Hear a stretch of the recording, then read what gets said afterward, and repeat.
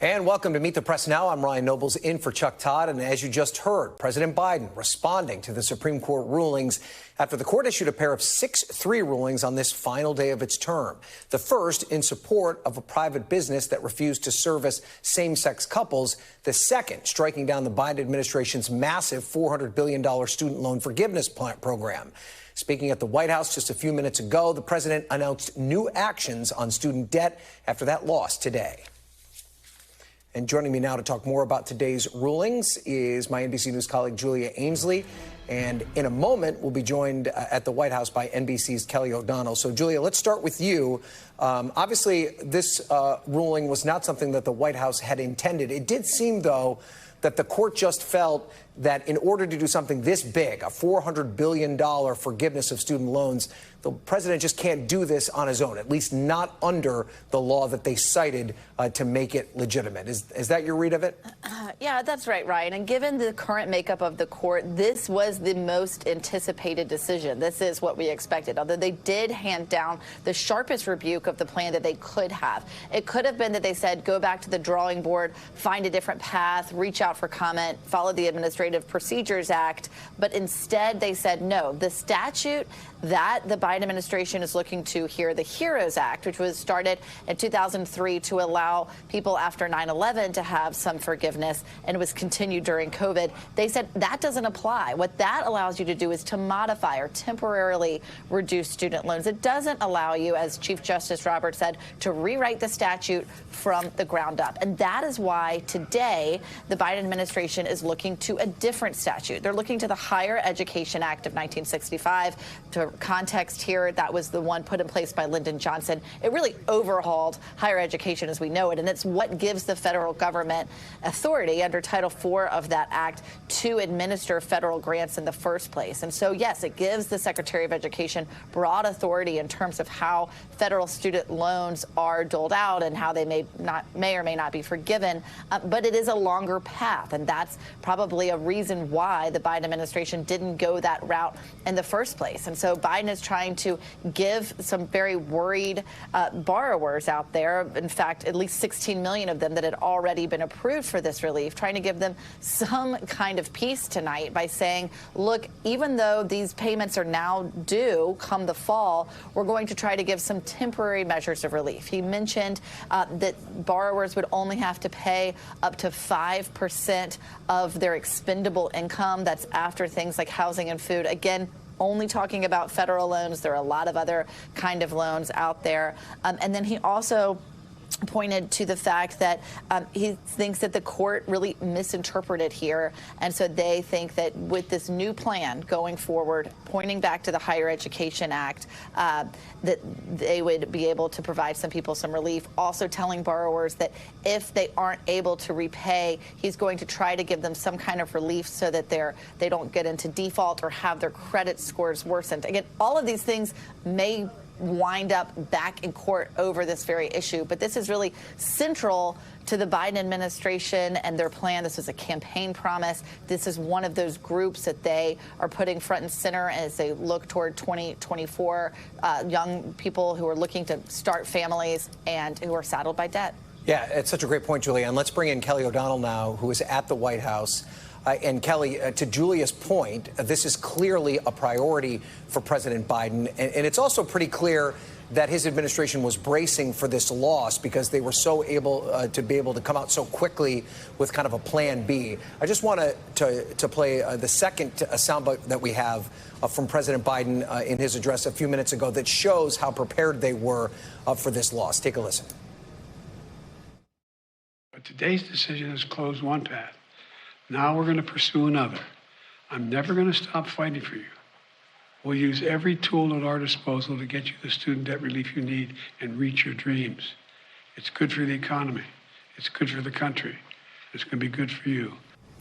And, Kelly, the president had a lot of options here. We've seen how he's handled court losses in the past. He could have said, we're going to create a new group of legislative tactics, take it to Congress, see what happens there. But instead, he's once again going the executive action route. Is this a demonstration that he wants to show this group of young voters that they're committed to actually getting something done before the next election?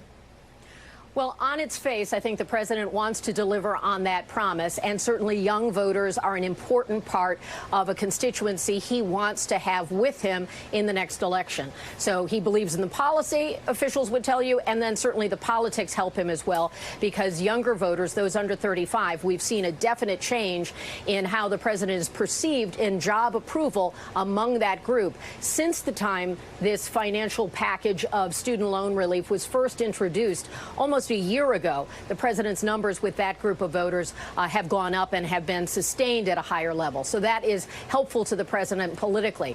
He also believes it's good for the broader economy.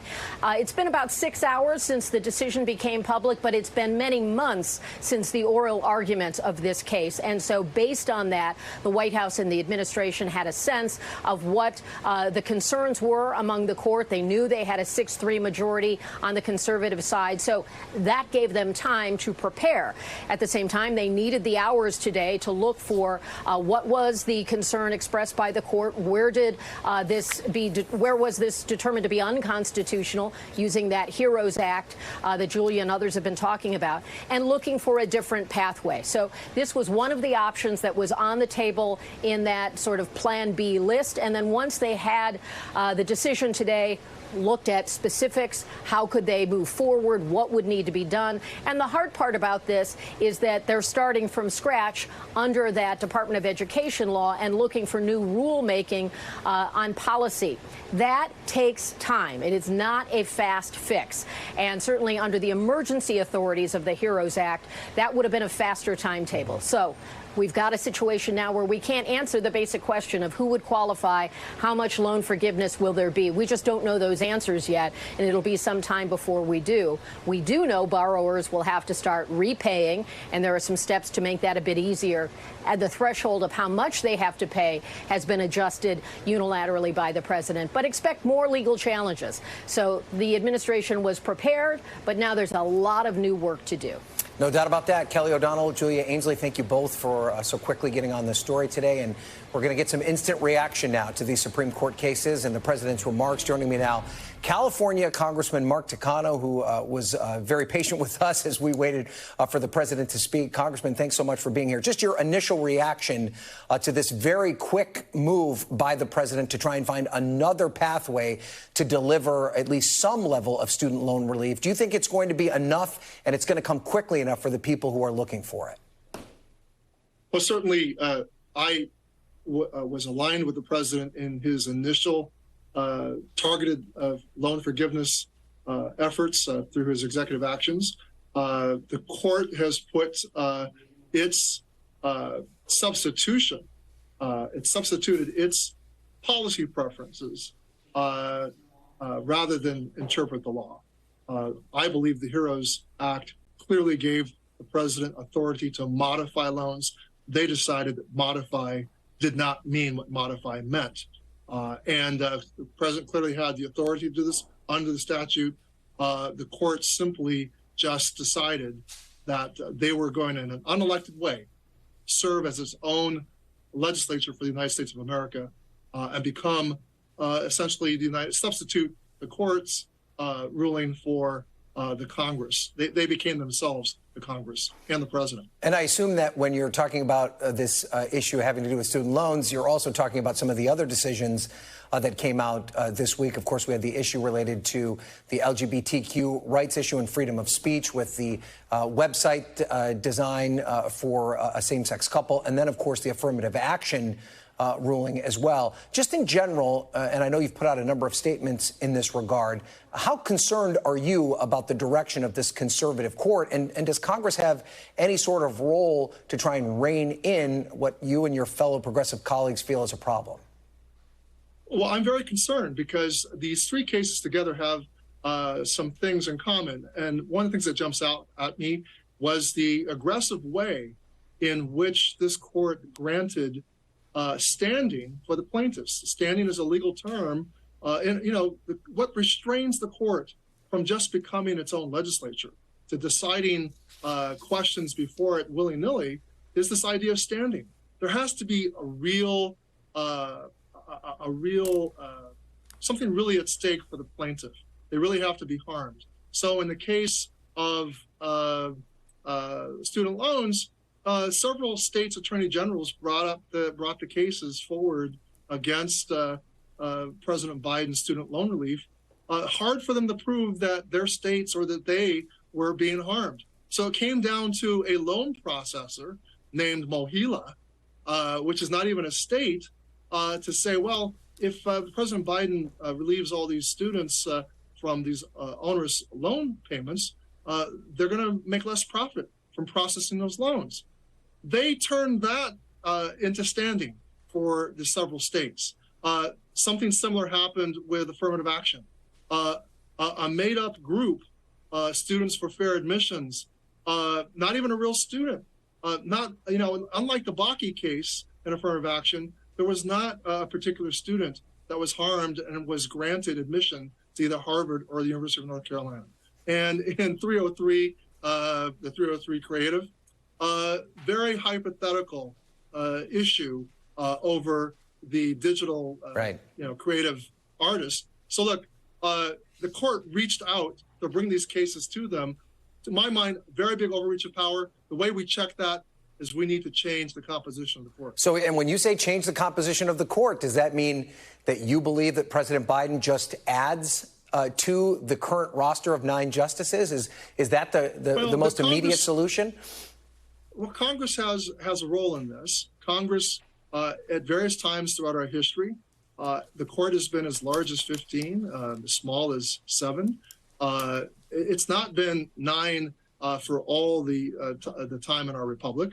Congress has adjusted the size of the Supreme Court several times. And in fact, when the New Deal legislation by President Roosevelt was threatened by an aggressive activist conservative court, he attempted to pass legislation to enlarge the court. It was called a stitch-in time, or switch-in time saves 9.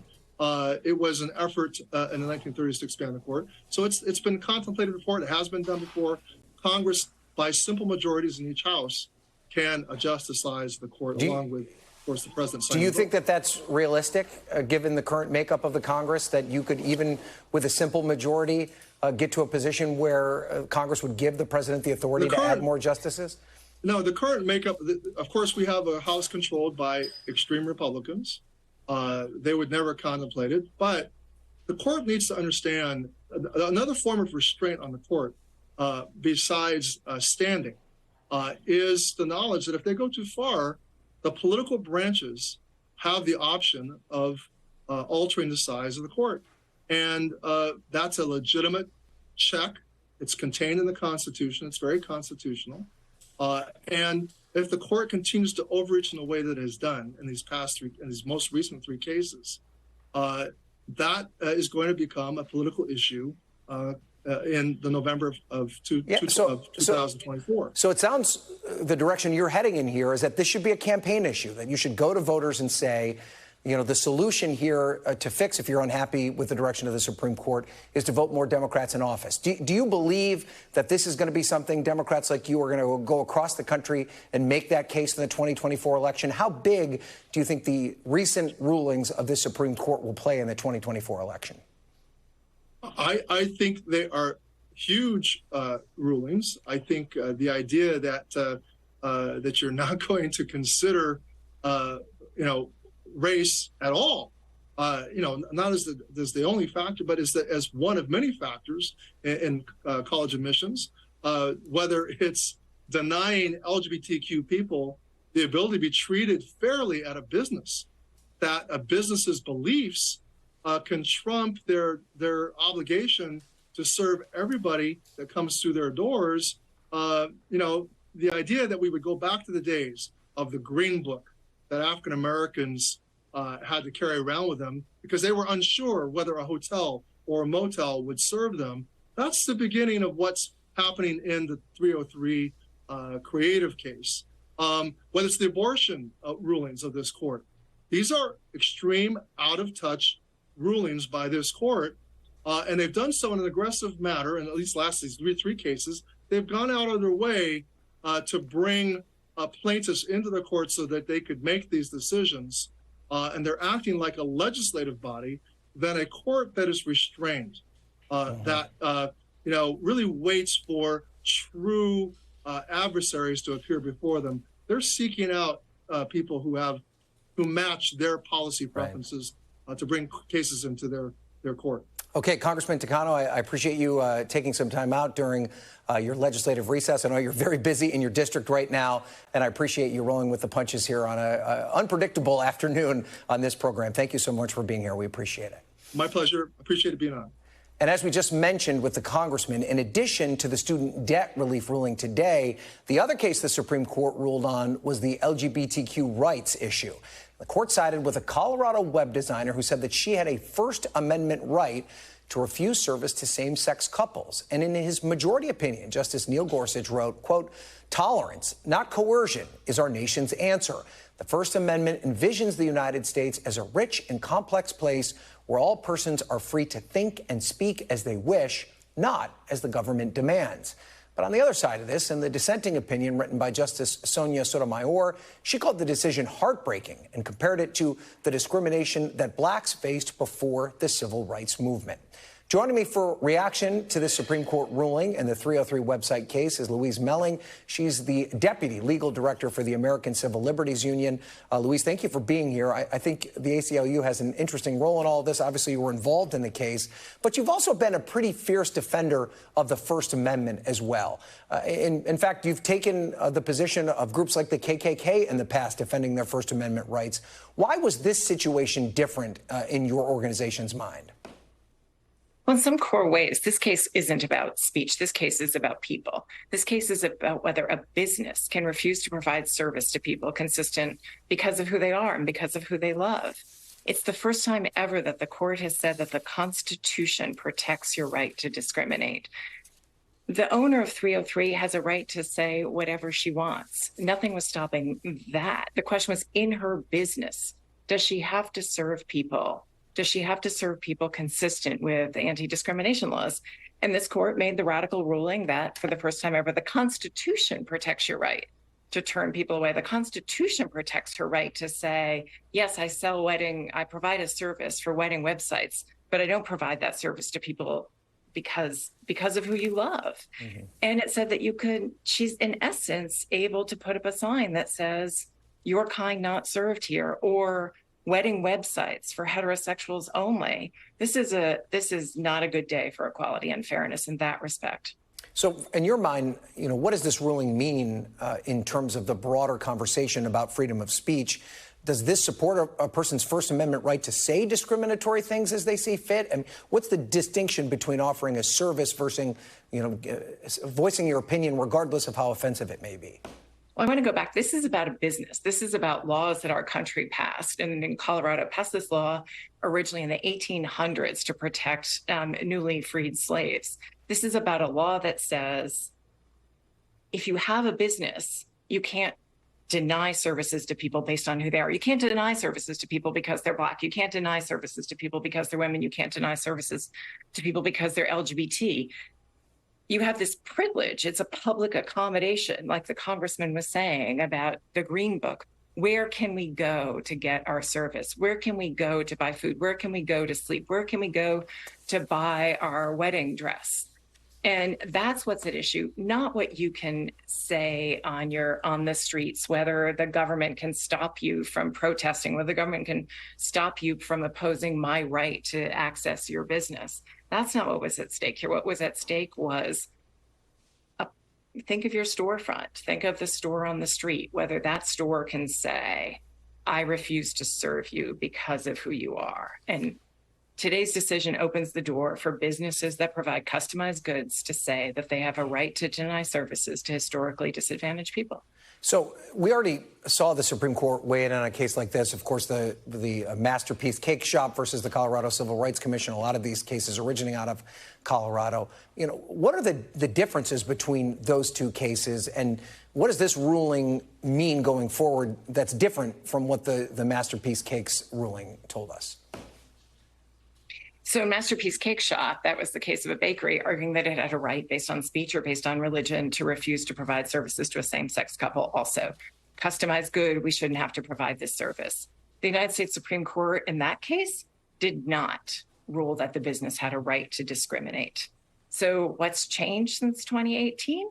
The composition of the court. And from your perspective, we've heard from the congressman right before we brought you on about the composition of the court, that exact issue. I mean, do you agree with him that the solution for folks on your side of the aisle to change the trajectory of this court is to add more members? I'm here really to talk about what the court did today and to sort of say what's really important is that we're going to keep fighting so that the court and other people can't keep punching holes into anti-discrimination law. Nobody should have to worry when you walk into a store that you're going to be refused service because of who you are. No one should worry about that. Okay. Louise Melling, thank you so much for being here. We appreciate it. And Coming up, Republican candidates court a conservative group that's been labeled as anti-government extremists by civil rights watchdogs. We're looking at live pictures where former President Trump is expected to take the stage at any minute now to address the group's Moms for Liberty. Those details next. Plus, the political fallout for 2024 after a historic series of landmark decisions from the court's conservative justices. You're watching Meet the Press now.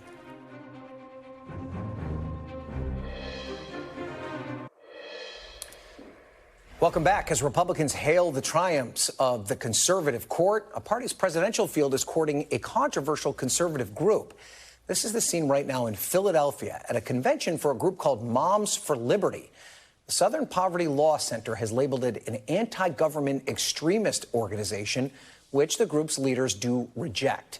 Former South Carolina Governor Nikki Haley and Florida Governor Ron DeSantis spoke to the group earlier today, touting their conservative bona fides while also noting recent court rulings. They are making a lot of wrongs right. We've seen it. They've made, they've corrected things on religious liberty. We're seeing that they're correcting things on student loans. But the affirmative action is really important. We saw yesterday the Supreme Court uphold the Constitution and say no racial discrimination in college admissions. Florida's the first state to go even further than that. We have eliminated DEI from our public universities. In practice, DEI better stands for division, exclusion, and indoctrination, and that has no place in our public institutions. And Donald Trump is expected to take the stage shortly for his own remarks. And yesterday, a Trump super PAC celebrated the affirmative action decision as a result of the former president's promise to, quote, appoint constitutionalist justices. Trump appointed 3 conservative justices during his presidency. And joining me now from Philly, where all the action is NBC's Gabe Gutierrez. So, Gabe, Moms for Liberty, this is a group that's kind of risen to prominence seemingly out of nowhere. There were just a bunch of moms that were upset about the way the schools were handling things during the COVID pandemic. It's now grown rapidly to the point now where they can court all these presidential candidates. But they're also pretty controversial. Tell us a little bit about this organization.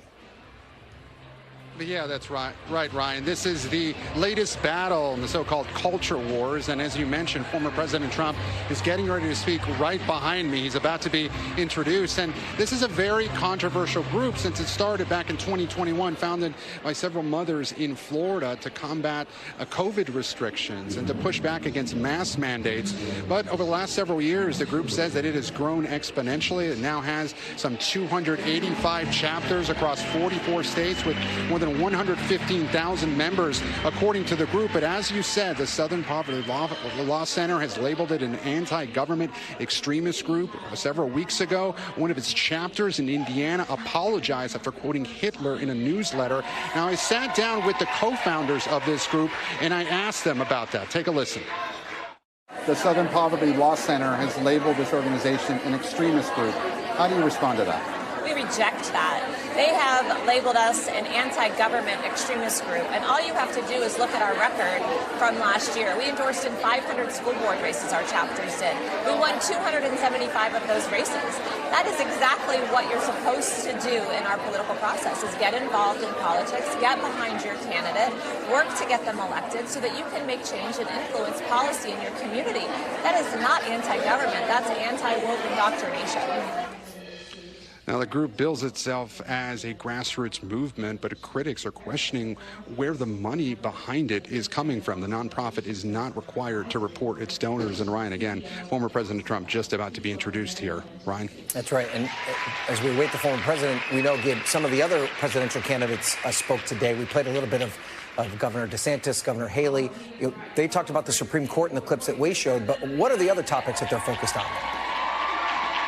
Well, certainly. Governor Ron DeSantis spoke here this morning. He got a lot of applause when he spoke on certain culture war issues, and he's talked about education in Florida. He also talked about his battle versus Disney, and this crowd does not see it as a battle between, a governor of Florida and a business. They see it as an attack on their children. They view Disney as the enemy here, and he got a lot of response, as he has in certain other parts of the country. Of course, his stance against Disney, very controversial among other moderate Republicans, but this is a very friendly crowd for Ron DeSantis. And many of the attendees that I've spoken with here view it as indoctrination. That's what they're fighting against. And certain presidential candidates like Ron DeSantis, like Donald Trump right now, and Nikki Haley know that they have to win over this constituency in this GOP primary. All right, Gabe, we're going to let you go as they're starting to begin that program. Thank you so much for being here. We appreciate it. Joining me now on our panel is NBC News Capitol Hill correspondent, my colleague on Capitol Hill, Vitale, senior advisor to Senator Bernie Sanders, a guy I followed around the country for more than a year, Faz Shakir, who's got so sick of me calling him, and Republican strategist Jim Dornan to talk more about everything that's happening here today. So, Allie, you've seen this play out. You covered Donald Trump in 2016. You've been on Capitol Hill. You've been all around the country. What we've seen play out here in the past couple of days, isn't this a culmination of all those issues that you covered way back, almost 8 years ago? Yeah, this is the seeds that Trump planted then finally bearing fruit. And now everyone else has to do the same thing, right? I mean, we're watching Ron DeSantis almost try to out-Trump Trump and try to run to the right of him on several issues, including affirmative action just yesterday when he pointed out that in an interview with our colleague Chuck Todd in 2015, Trump said he's fine with affirmative action. Now DeSantis trying to say that Trump is an advocate of that policy somehow. We're watching those two campaigns really start to go at each other more. But I think, again, this is going to be a primary that is largely fought along the lines of the so-called culture wars. People like DeSantis and Trump will do well by that metric, but that's nothing to say of how that translates then in a general election. And frankly, I was on the campaign trail yesterday in New Hampshire, 2 days ago in New Hampshire, and I met voters who said they were concerned with that as the way the primary was going to play out because they want to put forward a candidate that's electable, and they don't know if they can do that if it's Trump or if it's others based on the policies that they're talking about right now. Well, Allie talked about that moment with Chuck Todd and Donald Trump. As luck may have it, we have it. Jim, I want you to listen to this. Take a listen. Affirmative action. Should we keep it? Yes or no? I'm fine with affirmative action. I mean, should it be expanded or should be limited? Well, it should be, you have to also go free market. You have to go capability. You have to do a lot of things. But I'm fine with affirmative action. We've lived with it for a long time, and I've lived with it for a long time. And I've had great relationships with lots of people, so I'm fine with it. And in addition to us amplifying this, so is Ron DeSantis' super PAC. Probably not a surprise. But, Jim, I mean, this does kind of define a little bit of the issue that Donald Trump has because, his ideology has changed a lot over the course of his political career. Is he going to lean into these decisions that the Supreme Court is putting out? He's already even shown a little bit of reluctance to lean into the Dobbs decision as well. How does Donald Trump play this? So I think he probably skirts the line like he does with a lot of stuff. I mean, affirmative action is a part of our life. I mean, it's part of our society. So I can see why he said that. But he was a Democrat, and he's not a conservative at all. That group, however, is very conservative, and that's why all these guys are going up there. Mm-hmm. And more importantly, what Trump did to women voters in the suburbs who voted Republican, we need them back. And so I think that's a good reason for these guys going up there, too. But who knows with Trump? I mean, literally, I'll make a prediction, and the next day it'll be proven wrong. I think we've all been there, right? Yeah.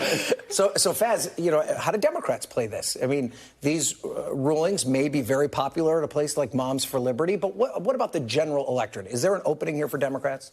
The thing about these rulings is they affect real people. Any place you go in this country, you could talk to a gay individual. You could talk to somebody who's suffering from student debt. You talk to a woman or families dealing with reproductive rights choices.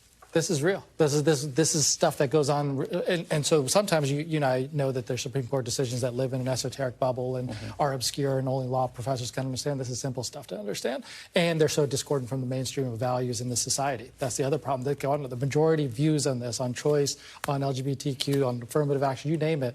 The court is just completely out of step, and so this is an easy politics question. It's very easy. Well, I'm going to challenge you on that. Yeah. How easy is it? Because what's the prescription, right? We've seen some progressive members, which you align yourself with, talking about packing the court, building the court. Do you attack the court? Do you attack these policies? I want to play another bite from Chuck Todd, this with the Vice President Kamala Harris, about who the court is. Take a listen to this. Actually, we don't have this one. But this was after the Roe v. Wade decision was overturned, the Dobbs decision. She called it an activist court. We heard President Biden yesterday say it's not a normal court. Is the solution here to go after the court, to put that in the public sphere, and then even suggest adding more members to the court? So two things on that. One is, yes, this court is acting as a policy arm, and if justices want to be policy arms, they should step down from the court and they should run for office. Justice John Roberts, Alito, hey, guess what? Step in the political arena and run from New Jersey or whatever.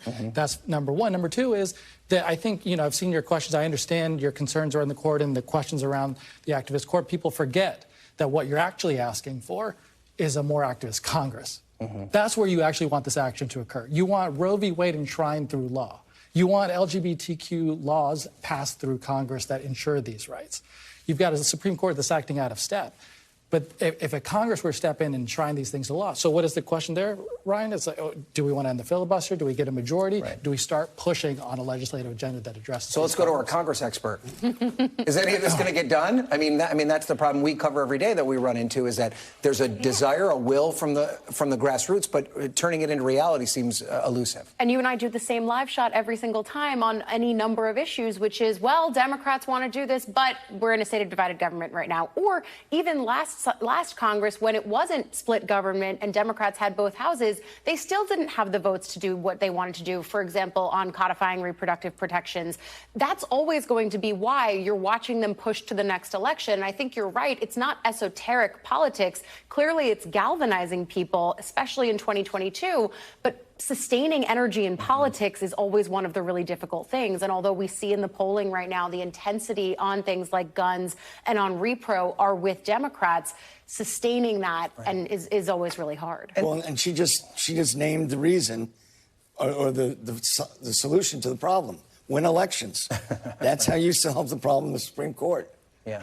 But part of that problem, though, Jim, is that we don't contest these elections in the general election anymore, right? I mean, so much of this... Well, we don't. Yeah, right. Yeah, we never did. But so much of this is now fought at the primary level, where there isn't really an incentive or a motivation for these candidates to come to the middle and cut deals and find the kind of most popular option that most Americans are thinking about. Is that one of the biggest problems to seeing real systemic change, is that we're fighting on the margins right now? Yeah, I mean, the country's incredibly divided. We all know that. And it's far left and far right. And the people in the middle don't exist anymore. Where's Fred Upton now that we need him? Or Adam Kinzinger? They're gone. Right.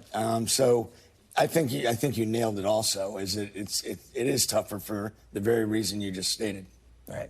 I want to show you, tell me if we don't have this, Melissa, but we have a poll about primary voters who have earned a college degree or higher, to kind of show you the divide between where we are with Republican and Democratic voters, and we do have it. And this dovetails well into the point we're making. 51% of Democrats who are primary voters have a college degree or higher. 35% of Republicans. This isn't, This is not, a character assassination on either side here, Faz. But this shows the difference between the perspectives of these two groups and the messaging that's going to go to these two different groups, right? You talk about the American workforce, Ryan. 2/3 of them do not have a college degree. Bulk of America is making under $100,000. Those are the people who increasingly, we have seen blue-collar voters moving from a Democratic Party that should be their natural home and increasingly moving towards a Republican Party. I do think that Republicans done a fine job of making themselves, under Trump, being faux populists and railing against some issues around corporate America. You see that with Ron DeSantis, a faux populist running against Disney. And what I think a Democratic Party needs to do to rebrand, and what you know from us and what we were fighting for with Bernie Sanders, is to be much more affiliated with working class people, organized workers who are fighting to improve their jobs, benefits, and get respect in the workplace. And I think that that's what Joe Biden, I think, is trying to bring to this Democratic Party. To be clear, that's what student debt cancellation is about. Is this a working class message or not? And if you lean into a working class message that, yeah, people are struggling with debt, they're under 100,000, they're nurses working in hospitals, we fight for you. That's the opportunity that's presented here, is to get some of those working class voters back. And do you think that's where the will is in the Democratic Party right now that we cover every day? Think about the Democratic Party that we covered last Congress. The reason they couldn't put student loan debt forgiveness in the Inflation Reduction Act, which was previously Build Back Better, but still, is Joe Manchin and Kyrsten Sinema. We covered that ad nauseum, back and forth between those offices. So it's not just all Democrats want X and all Republicans don't want it. It's much more complex than that when you look into the actual people within the Democratic Party right now in Congress. And it's why you're saying the message isn't just elect Democrats, it's elect Democrats in a large enough margin that we can get rid of the filibuster, that we can codify road, that we can do all of these other things that we want to do, because the people who we have there now are not Democrats in the sense that they'll help them do that. And we talked a lot, Jim, about the difference between the primary vote and the general election vote. What we're seeing play out in Philadelphia right now is clearly designed toward a primary voter. Is the Republican messaging here, is it possible for them to win a general election, especially at the presidential level? Well, I think the culture war is eventually going to hurt them. I mean, the base, whatever that is, 20% of the primary vote, 30, 40, 50% of the primary votes, is not going to translate into general election at all. And I don't think that they're thinking far enough ahead right now, honestly. And do Democrats have what it takes to take advantage of that fact? Yeah, I was chuckling a bit at the anti-government label of Moms for Liberty, because yesterday you had Ron DeSantis, he's an anti-government candidate. He said, I'm going to abolish commerce, education, IRS. How's a nation that exists without an IRS, you know? And so, like, if there's an anti-government party, actually, is like what you're trying to advocate for. And I don't think that, to Jim's point, I don't know that that's a mainstream. I don't think that's successful. Okay. Great conversation, guys. Thank you for being here right before a holiday. Enjoy your weekend. Enjoy your 4th of July. We appreciate you being here. Ali, Faz, and Jim, thanks so much. And thank you for being with us this hour. We're going to be back on Monday with more Meet the Press Now.